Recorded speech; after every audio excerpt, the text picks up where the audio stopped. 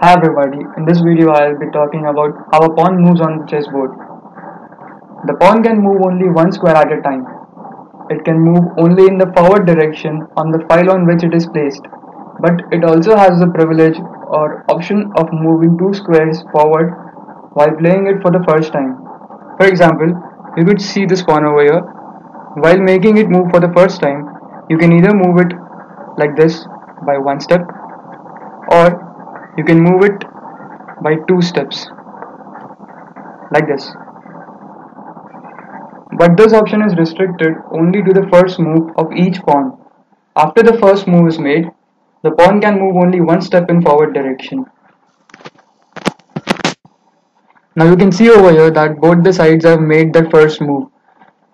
Now it's white turn to play. So now if you have to move this pawn, then you have an option to move it forward by a single step. Now you cannot play two steps in the forward direction, because the privilege of moving two steps is restricted only to the first move. But contrary to how the pawn moves, it captures only on the diagonals. For example, in this situation you can see, if white has to move, then the pawn can only capture this piece which is placed on the diagonal. It cannot capture this pawn, neither could it capture the bishop. The pawn can capture a piece only if it is placed on the forward diagonals. Also, it cannot move to this square until a capture is available. So the only option that this pawn has is to take this pawn or continue playing with the king. Now, if this pawn was absent, then the white will have one more option to play. Now the white's pawn can also move one step in forward direction like this.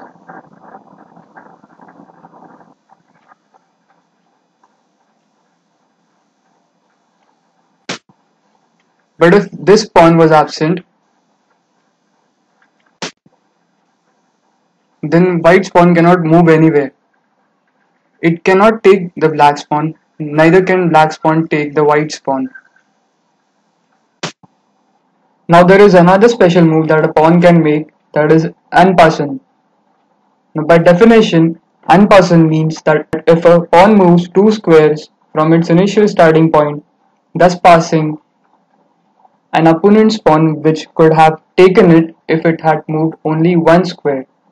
For example, here you could see if black has to move and if it plays this pawn two steps forward, then white has an option to take it by moving this pawn like this, and this pawn goes out of the game. So to summarize, we can say that the pawn cannot move backwards nor sideways, but only along the file on which he stands.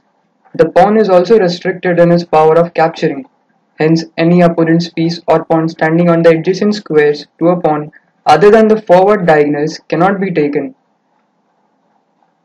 We also studied about Unperson, which is the special move of the pawn. In the next video, we shall discuss about the rook. See you guys in the next video, and thanks for watching.